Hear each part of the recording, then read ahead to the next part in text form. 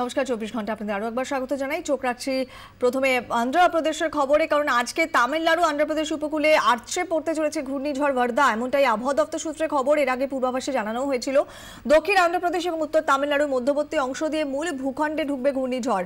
রাত থেকে দুই রাজ্যের উপকূলবর্তী এলাকাতে বৃষ্টি শুরু হয়ে গিয়েছে এবং যে এলাকার উপর দিয়ে ঘূর্ণিঝড়ের মূল অক্ষটি যাবে সেখানে 80 থেকে 90 কিলোমিটার বেগে ঝড় এবং অতি ভারী বৃষ্টির পূর্বাভাসও দেওয়া হয়েছে।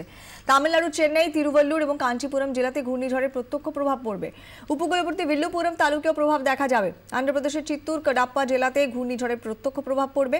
ভারী বৃষ্টি হবে নেল্লোর, অনন্তপুরম ও প্রকাশম জেলায়। পুদুচেরিতেও মাঝারি থেকে ভারী বৃষ্টির পূর্বাভাস দেওয়া হয়েছে।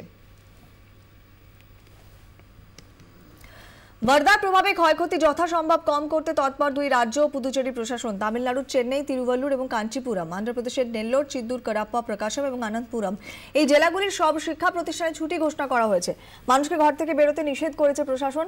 বাড়িতে শুকনো খাবার, পানীয় জল এবং ওষুধ মজুত রাখার পরামর্শ দেওয়া হয়েছে।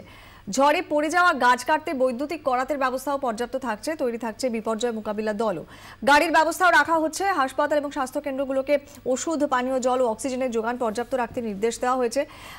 তিন বাহিনী এবং উপকূলরক্ষী বাহিনী এবং জাতীয় বিপর্যয় মোকাবিলা দলকেও তৈরি থাকতে বলা হয়েছে। মৎস্যজীবীদের বলা হয়েছে বুধবার পর্যন্ত তারা যাতে সমুদ্রে না যান।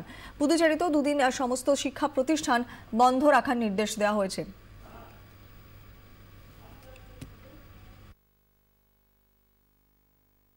एनडीआरएफ क्लोजली मॉनिटर कर रही है सिचुएशन स्टेट गवर्नमेंट अथॉरिटीज के साथ, और आईएमडी और इनकॉइस और सीडब्ल्यूसी के साथ हमारा रेगुलर मॉनिटरिंग चल रहा है, ताकि मिनट टू मिनट खबर हमें मिलती रहे, ताकि हम एक इमीडिएट स्पेशलाइज्ड रिस्पांस सिस्टम के लिए तैयार रहें।